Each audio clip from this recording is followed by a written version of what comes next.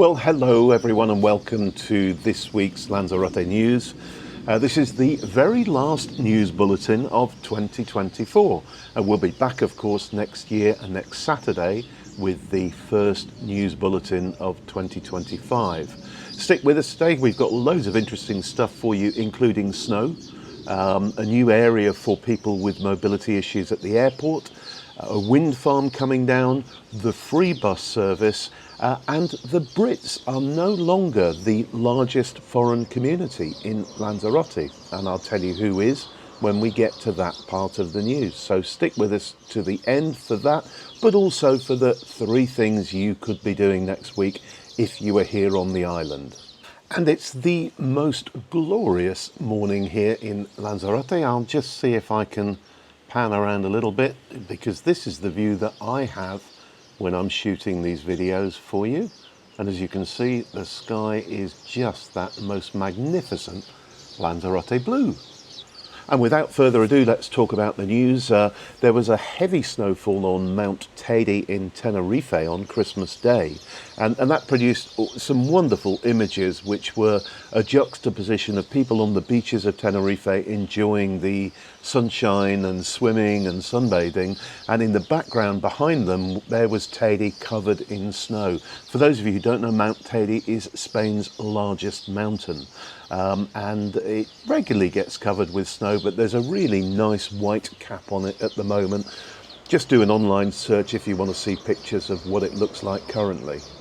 And talking of snow, the Cabildo is now white. You may remember a couple of weeks ago on this news bulletin I mentioned that the plan was to paint the Cabildo white because the rest of the buildings in Lanzarote are all white, and they wanted the current government wanted it to match the rest of the buildings. In the past it's been yellow, and that's in homage to the original Cabildo building in Calle Leon y Castillo, which was called Casa Amarilla, the yellow house, because it is indeed clad in yellow tiles. But the Cabildo is now white. We've driven past it. I think it looks really, really nice and crisp. So have a look next time you're going past the Cabildo building in Arrecife. Now, the deal has been done by the Cabildo to purchase 42 homes in Playa Blanca, and these are part of a larger construction going on at Montaña Roja. They paid 9.3 million for these 42 homes, and they will be transferred over to them when construction is complete, over to the Cabildo when construction is complete, and they will be let out as affordable homes for families that need somewhere to live where the rent is reasonable for them. Now we're going to talk about windmills, and the 4 windmills in Montaña Mina, which is the big hill that kind of overlooks the airport and Playa Honda, are being dismantled as of today. They've been there since 1992. They were the first windmills placed on the island, and they were originally put there to generate electricity for the airport to use for the runway lights. They've actually been out of use since 2017, when the company that was running them and managing them went into bankruptcy. So they've just been sitting there, really. They are being taken down over the next few weeks, and the whole area will be put back to how it was originally before the windmills were there. It's going to be interesting to see Montaña Mina without them, because I've never seen it without the windmills. They've been there so long, and they're a real landmark. You know, you kind of always know where you are when you can see the top of those 4 giant windmills, but going they are.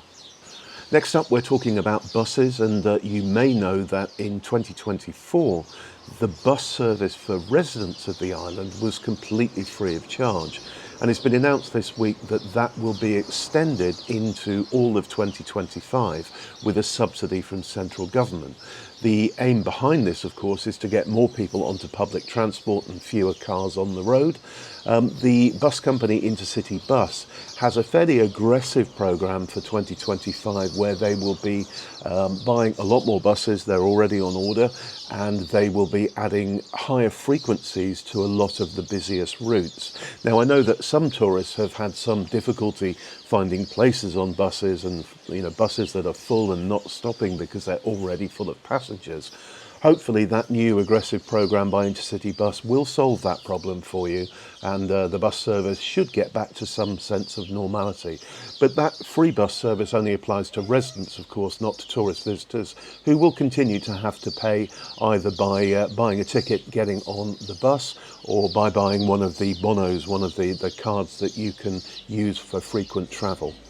Now we're going to talk about the cruise port in Arrecife, and for the first time in the island's history, it's exceeded 500,000 passengers coming through the cruise port from cruise ships. In November alone, we had 127,000. So we've already reached, at the end of November, a historic high of over 500,000 for the first time. In fact, the figure by the end of the year is probably going to exceed 600,000 for the year. So it's a massive milestone for the cruise port in Arrecife, which has only been operating for a relatively short space of time. Now, folks, are you enjoying these weekly news bulletins? If you are and you haven't done so already, please hit the subscribe button so that you get notified each week when we post a new news video for you. And if you like this video, please give us a like. We really appreciate every single one of those. And as I've said before, if you've got any questions or queries, or you want to give us any feedback, use the comments below. I read every single comment that goes in there. Now, last Sunday, the 22nd, was the famous El Gordo lottery. El Gordo means the fat one, and it's the biggest lottery in the world. It takes place just before Christmas every year here in Spain, and a few days later we have El Niño, the little one. But El Gordo was good for Lanzarote. We had winners of prizes with prizes of 100,000 and two of 50,000 euros. So whilst no one became a millionaire on the island, we've got people here who had quite substantial wins. Now, typically on El Gordo is the biggest paying lottery in the world. So a lot of people will get their €20 investment for a decimo back, and many more will have had prizes of 50, 100, 200, 250. The big one this year was 4.2 million, but that didn't happen. That didn't land in the Canary Islands, although lots of decent prizes like the two I mentioned of 100 and 50,000 landed here in Lanzarote. Now, do you know the switchback road, as we call it? It's the very twisty road, the LZ10, that comes down from Mirador de Aria into the valley of Aria. Loved by cyclists, loathed by many motorists, and I'm sure coach drivers as well. This week, a truck hit a section of the wall there and basically took out the section of the protecting wall. And because of that, the road has been closed, we think temporarily, to any vehicles over 10 metres tall. They've actually started work on repairing the wall already, but currently no vehicles more than 10 metres or over 5.5 tonnes are allowed to go up and down that. So if you are a car driver, you don't need to stress too much trying to look down the hill as you're coming down the switchback road to see if there are any coaches coming up towards you.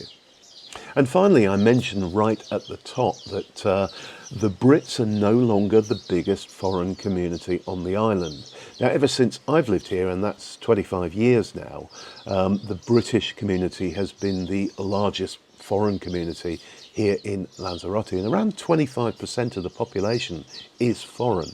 Well, for the first time ever, they've been overtaken, and it's by the Colombians. So the Colombian community in Lanzarote, who predominantly live in Arrecife, is now the biggest foreign community on the island.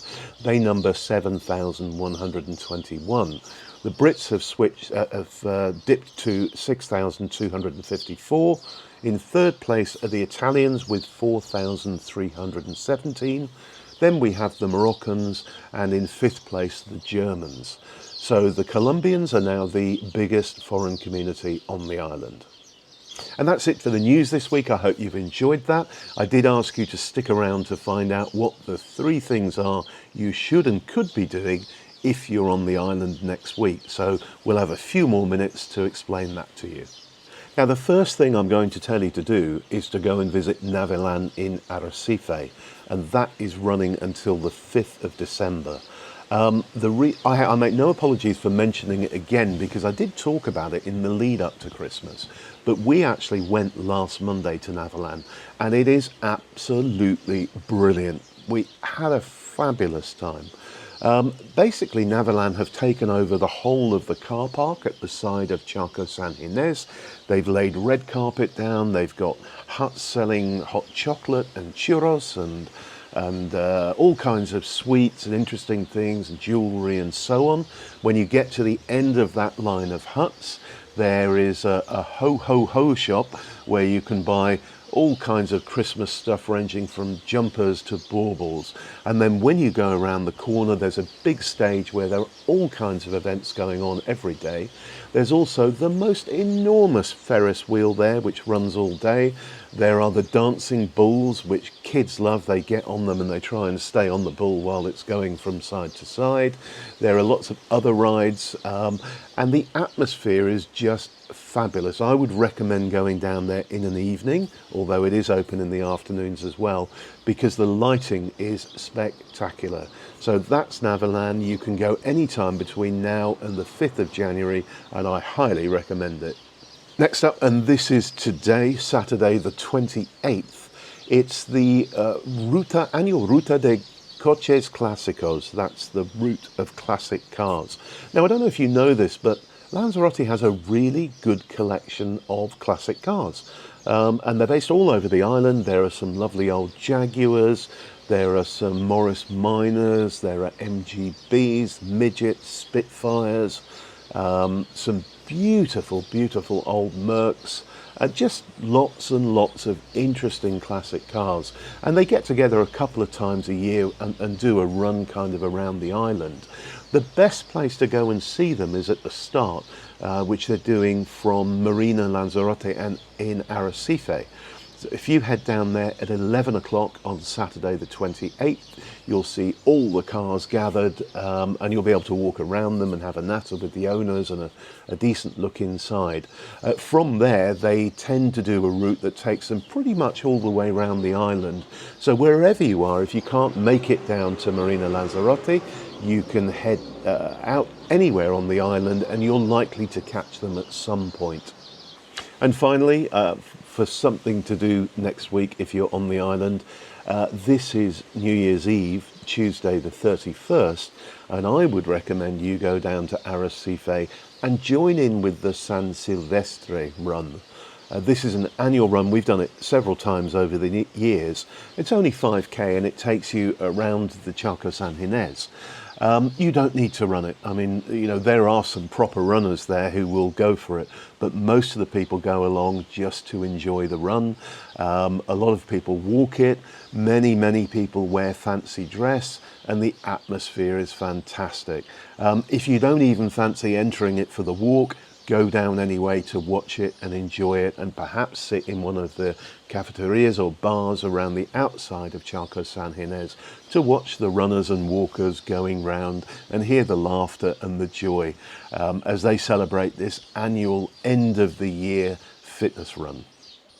And that's it for this week. Once again, thank you so much for watching. All that remains is for me to wish you the very best in 2025. I hope you have a wonderful evening on the 31st, and we'll see you next Saturday with the Lanzarote news as usual. Bye for now, everyone. Bye.